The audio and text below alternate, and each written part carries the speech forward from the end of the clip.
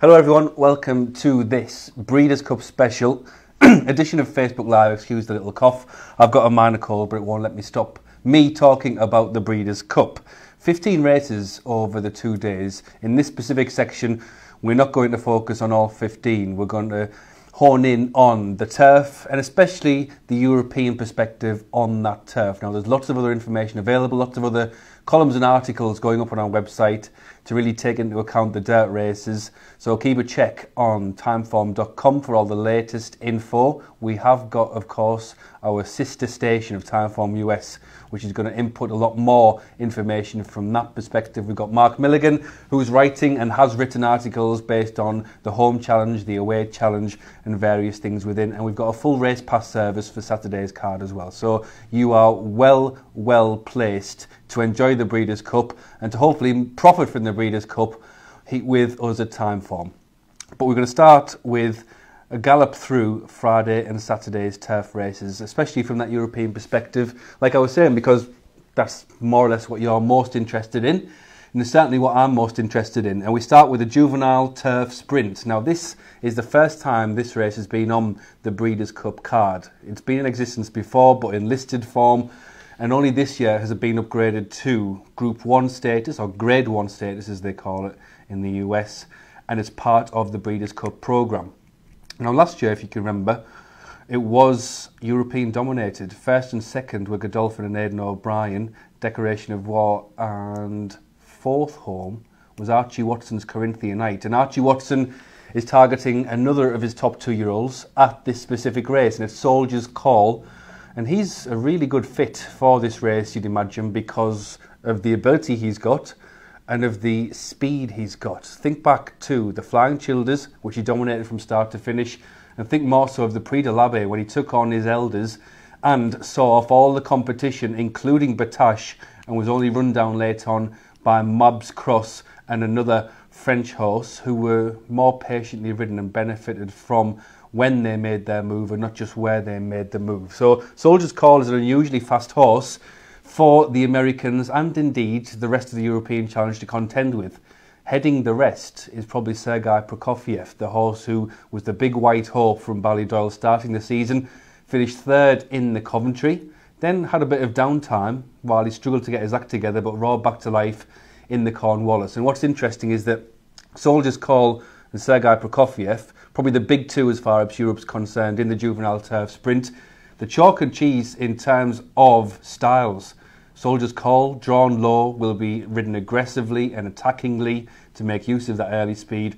And Sergei Prokofiev, from what we saw of him in the Cornwallis and from the draw he's got, will be settled in rear and played late. So it's going to be fast and furious, and it's going to be a race of changing dimensions up the straight. You'd have to say the Soldier's Call is holding all the aces as far as his style is concerned, as far as the track's concerned, and as far as the draw's concerned. Everything's in place for Soldier's Call to begin the meeting with a bang.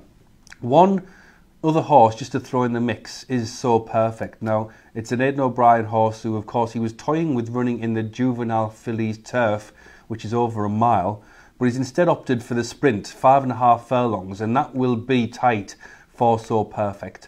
But when you think of how well she ran against Advertise in the Phoenix, despite pulling hard early on, finished second to him, and then how well she ran the Cheveley Park Stakes, beating just a matter of heads and necks into third, and the run of the race, this is going to be sort of hell for leather from the start, and she might just come into it at the end. So the more I think about this race and the more I think about So Perfect, I think she's probably a player, but still, Soldier's Call is the one who you would put your shekels behind in the hope and belief that he'll start the meeting with a bang for Europe.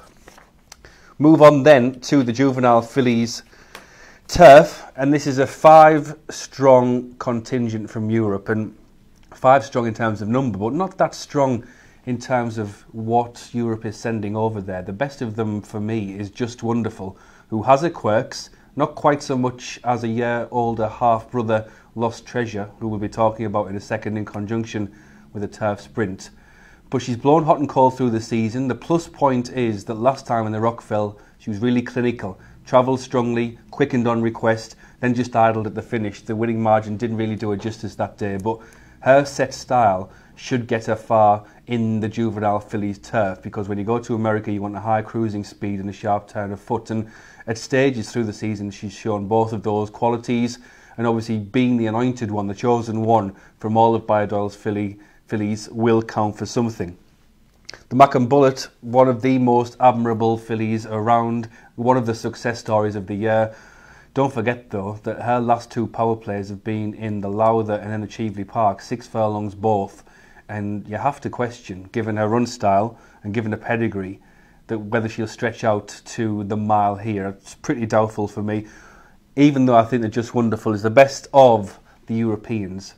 There's a horse over there in America, Newspaper of Record, trained by Chad Brown, 2 from 2, a daughter of Lope de Vega. This one is the real deal from the look of all the data around there, and I think that Just Wonderful will struggle to contain Newspaper of Record. But again, check out the website for a little more information and detail on her. Juvenile turf for the colts, and this is a case where normally it's the sort of second string, the championship class juveniles who go pot hunting in America at the end of the season. Not the case this time around, because Aidan is sending one of his biggest 2-year-old guns in the shape of Anthony Van Dyke across for the juvenile turf, and this is a horse who has finished behind the 2 of the 3 outstanding 2-year-olds that's around in Europe this season, Quarto and 2 Darn Hot, second to Quarto in the National, third to 2 Darn Hot in the Dewhurst. Going back up to a mile will help him loads, because you can see from the end of those races that 7 furlongs he's just outspeeded and outclassed by real power plays who were more milers than he's going to be. So the mile is in his favour. What's a negative for him is the draw, because stall 14 is pretty brutal, especially for a horse who you get the impression he's more of a galloper, more of a gradual wind-up than a quickener, and stall 14 presents problems for Anthony Van Dyke and for Ryan Moore as well. So it's that tricky conundrum that he brings the best form by far, and that includes any of the American 2-year-olds, but he's drawn wide, and you just wonder whether he's the ideal fit for American turf racing, where the sharp turns are really going to ask him some serious questions. If not, Line of Duty is a horse who's, you can see his development on the face of it. Second, first. Won a Group 3 in France last time. But what's most interesting about Line of Duty is how other horses he's come up against are reflecting really positively on him. For example, in the 9 furlong Prix du Conde that he won last time at Chantilly, I think, the 3rd horse from that race last weekend won the Group 1 Criterium de Saint-Cloud. And he's not the only horse by proxy to suggest that Line of Duty is a real improver. Now, this was the race last year in which Mendelssohn won, Sands of Marley was behind, James Garfield was behind, Catholic Boy was behind, a whole host of Group 1 horses, and in amongst them was Massa, who finished 5th, an unlucky 5th in the juvenile turf last year, and of course won this year's Derby. So how significant, therefore, that Charlie Appleby, and when you think of all the sort of budding 2-year-olds that he's got, the Line of Duty is the one that he's selected. So on ratings, Anthony Van Dyke is there, Line of Duty is there, but when you factor in that Anthony Van Dyke is trying something different and will ask different questions with the nature of the race and the brutal draw in 14, that level might just come down a bit. And when you consider how his form's working out, Line of Duty might just be pushing upwards a little bit. So I suspect that there won't be too much between these two tomorrow, and certainly ahead of the game, I think Line of Duty might be the better bet, in the sense of he might be the one, I suspect, with the momentum behind him as we get closer to off time. But just interesting, certainly, the juvenile turf, because last year's worked out really well, and there's a good collection, strong collection going over from Britain this time. We move on then to the Saturday we're dealing with now, the turf races especially. And I mentioned Just Wonderful and her potential foibles and flaws earlier. Well, that's nothing compared to Lost Treasure. Lost Treasure is one of 2 European horses going for the turf sprint. It's not a race which Europeans have attacked or targeted in any way, but at least we've got 2 horses, 2 3-year-olds this time. Lost Treasure and Havana Grey have got exactly the same Timeform rating, but they're completely different, chalk and cheese in terms of style and in terms of record. Havana Grey has won a Group 1, albeit the weakest Group 1 in Europe, the Flying 5, and you know what he's like. He'll go from the front and he'll roll his sleeves up and he'll try hard to the very end. Lost Treasure, he's not a trier, he's not a battler, but there's a serious engine in there. And I'll keep on looking back to that Prix de l'Abbé, where he went in as a low-key horse, Not many people had heard of him. 73-1 on the Pari Mutuelle, and he probably should have won that, given that he finished with a full head of steam and was climbing all over the principals at the line, just no way through for him. So just my interpretation of this race, including the American Challenge, and how these races normally pan out. Lost Treasure for me seems a better fit than Havana Grey, even the fact that he has his flaws and his foibles, because it might be one of those races where he just doesn't have to think about it, because the moment this horse starts thinking about what he's doing, then the brakes go on, or he hangs one way or the other. He just doesn't put it all in. But this is the sort of race where you just don't have time to think, and it might be the sort of race, and he might be the sort of horse who really flourishes under this specific environment. So Lost Treasure, a very interesting run of Aidan O'Brien, the turf sprint, for various reasons. Yeah, he's a tricky customer, but then again, this test might just stimulate him. Filly and Mare Turf, this is one of those European banker races that we think has got Europe already planted a flag on it. It's on the turf. We've got some really good fillies over the years. We won it last year with Woo Hader, and same connections, Charlie Appleby, Godolphin, William Buick. They're going over there with Wild Illusion, who essentially at this stage just looks a better version of Woo Hader. Woo Hader finished 4th in the Prix de l'Opera before her win in the Filly and Mare Turf. Well, Wild Illusion won the Prix de l'Opera from Magic Wand, and she's 2-1 up in matchups with Magic Wand, who's following her across from France. So Wild Illusion is now a very difficult horse to beat. Really clinical, really straightforward, and has the attitude to complement her developing ability. So she's drawn low, she's going to have an ideal stalking position, and she is really switched on these days, Wild Illusion, and it's easy to underestimate just how good that she is, because when she beat Magic Wand over in France, she didn't do it by that wider margin, but she just always had control of that race, much like the Nassau the time before, when she just went from the front and always had complete control over that field. So she's got developing edges and instincts, which suggest that she's a very hard horse to pass once she gets rolling up that straight. In terms of others in the race, Magic Wand, talked about her, not that much between her and Wild Illusion, but Magic Wand is probably a little more reliant on how the race is going to develop, whereas Wild Illusion sort of takes tactics out of it because she's so straightforward. And perhaps a more interesting runner is Dermot Wells' Azira. Now, this one's drawn widest, and you'd sort of think, well, it's going to be difficult. But the two things in her favour is a closer inspection of her form, because she was 3rd behind Sea of Class in the Yorkshire Oaks and has since won, as she'd expected to, in a lesser group race in Ireland. And number 2 is this rainfall. You might have noticed, or you might have read about, there's a lot of rain around over in Lexington. More due on both days of the Breeders' Cup. So yielding turf, as it's being called now, could well turn into soft turf, especially churned up turf by the stage of Saturday. And one thing about Azira is that she's really proficient, and the deeper the ground, the better her chance. So just one of those who you might immediately put a line through in the thought that she's got the worst of the draw and therefore is going to have a chance compromise. But she's a hold-up filly anyway, and the deep ground might bring her into it in several reasons. So I think that from my perspective, Wild Illusion's perhaps my European banker of the whole 2 days. But the more I've looked at the race and the more I've thought about conditions, Azira, interesting outsider for Dermot Wells, who obviously knows what it takes to win North American graded races. Move on to the mile. Much like the Filly and Mare Turf, this is one that we assume is coming back to Europe, or coming to Europe, I should say. And in terms of numbers, this is the strongest contingent of the European lineup. 8 horses in total, which could be 9 by off time, because Clemmy is amongst the 2 reserves. One's already come out, an American horse called Hunt, already out. So I don't know the exact details of whether Clemmy is the one who's been parachuted in, or whether she's still waiting. But there's a chance that 8 becomes 9 if Clemmy gets dropped in. Clemmy's a filly, happily he's a filly, few fillies in here, but the standout filly for the mile is Polydream, and certainly shades of Goldie Cover about Polydream, beyond the fact that she's trained by Freddie Head and who she's owned by, carrying the same colours as Goldie Cover. So Goldie Cover won 3 Breeders' Cup miles. The first one, she was a 3-year-old, and she came into it off a Timeform rating of 1-2-3. Polydream is a 3-year-old going for her first Breeders' Cup, and she's going into it with a Timeform rating of 1-2-3. Comparisons there, quite eerie, and also She hasn't won the same races, but she was unlucky not to win the foray. You don't need me to tell you, watching back the replays, that she got locked up on the inside when she had a full tank and just had no way through.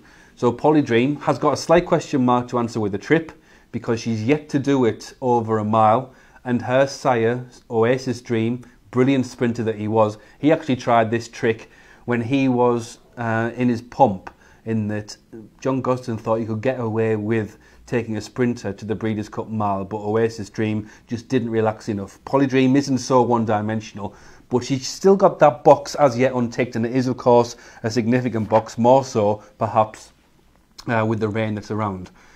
And then we come to another horse in the mile who's sort of my personal project for the Breeders' Cup, and it's Gustav Klimt, because it's hard to fall in love with Gustav Klimt, and I've been one of his biggest critics through the season, because I was one of his biggest advocates starting this season when he won the Irish 2000 Guineas trial. There's nothing you can point to with Gustav Klimt that he does wrong, but you just know deep down that he deep down isn't putting it all in. But if ever a horse is going to be stimulated into showing everything he's got, then it's going to be, let's face it, on Lasix at the Breeders' Cup at a 2-term mile, doing something different, much like Lost Treasure, where you're not thinking about it so much, you're just running on instinct. And if they go fast in here, then Gustav Klimt is a really big player. Interesting how Aidan O'Brien has got Happily in here, second in the Group 1 last time. I Can Fly, second in the QE2 to Roaring Lion last time. And yet, Ryan Moore has selected Gustav Klimt. And I just wonder whether Gustav Klimt bypassed the QE2 to keep him fresh for this, the thinking being that if he's ever going to come good in a Group 1, then it's going to be a race like the Breeders' Cup Mile. So we should win this race. We, sorry for being partisan, speaking on behalf of Europe, with 8 runners of the quality and calibre that they're sending over, this should be Europe's. Which one of Europe's? That's where the betting angle and that's where your own thoughts come into it. But from my point of view, Gustav Klimt is a fascinating runner in here for various reasons, and I just get the feeling in my water that this might be his day on Saturday. Another race that's usually the province of Europe is the turf, and of course, sending an Able there, the best middle distance turf we've got, one of the best middle distance turf horses in the world. She really should win this. What price she should be to win it, though, is another question, isn't it? Because she wasn't at 100% when she won the Arc, for reasons explained beforehand in terms of her absence prior to the September Stakes, but also in the aftermath of a win by John Gosden, who said that she'd been held up a little more since Kempton. And you could see that very visually and vividly from Enable, because for 90% of the race it was a carbon copy of her 2017 win in the Arc de Triomphe. But that burst that she put in over a furlong out that breaks her field and breaks away, that went unsustained. The first time in the history of watching Enable that burst hasn't been sustained. Normally she powers up and then she maintains that power and the revs right to the end. You could see for yourself at Longchamp last time that she was emptying in the finish, and that's part of the reason why Sea of Class got so close to her. So that is in your mind, the stresses and strains of a season where nothing has really gone right, and that now, after laying it all out at Longchamp to get the job done, she's been travelled all the way to America and been asked to do something new. All of these things are on your mind. But still, in terms of form, in terms of the draw, in terms of conditions, no problem with soft ground, and in terms of pure ability, Enable is a 2-to-1 on shot surely to win the turf. Lots has been made about the record of Arc winners in the turf, but she's no ordinary Arc winner, and she's had no ordinary season, just 2 runs. So Enable in the turf, it's one of those where, yes, it's easy to criticise her, it's easy to be against her, you can come up with reasons, but all the hard evidence and all the data says that she should be too good from the field, and she's got the perfect style for what she's going for. Finally, we come to the Classic. I'm not in a very good position to talk about all the American horses in the Classic, but Roaring Lion, of course, in theory, he's got the ability to play in this league. In terms of a skill set, he's got what the Americans would fear, with the ability to travel strongly in a big kick. But the ifs, and it's a big if, is of course the surface. Nobody knows, but the weight of evidence and the weight of history says that he's going to struggle, because most European horses struggle when they get on the dirt. And that draw, in the inside draw in 2 next to Thunder Snow, means that it's going to be a real baptism of fire, and he's going to be hit by a wall of kickback right from the start. So it's going to be sink or swim in the first 100 yards for Roaring Lion. Thunder Snow's different in the sense of stall 1 might not be a negative for him, remembering what he did in the Dubai World Cup. And then we've got Mendelssohn running for Europe, but in effect he's got an American passport these days, because in a different blueprint, Bally's Oil have just left him out in America to prepare out there. No good parachuting in the turf horses in the week of the Breeders' Cup, because they've tried that and haven't managed to get the job done. So something different tried. And all of his races so far have been about conditioning him for early speed to get him in a position, and hopefully his ability will do the rest. So it's a fascinating classic. It's not a classic where there's any heavyweights amongst the home contingent, but as far as we're concerned, watching on from Europe, certainly 3 chances, which is more than we normally get by the final race, the climax of the Breeders' Cup. So that was a gallop through the Breeders' Cup. Join me if you can on Friday evening, and I'll watch the Breeders' Cup along with you, but I'll be taking over the Timeform Twitter feed. So any questions, any points, any discussions, get involved in that, and I'll be tweeting out a few graphics and illustrations trying to pin down some of the main events and some of the main themes. And of course, by then, I will have been in touch with our cousins over at Timeform US and have a few more pointed arrows with the dirt races that are happening both on Friday night and through Saturday as well. So plenty to look forward to with the Breeders' Cup, and plenty to look forward to for the Breeders' Cup with Timeform.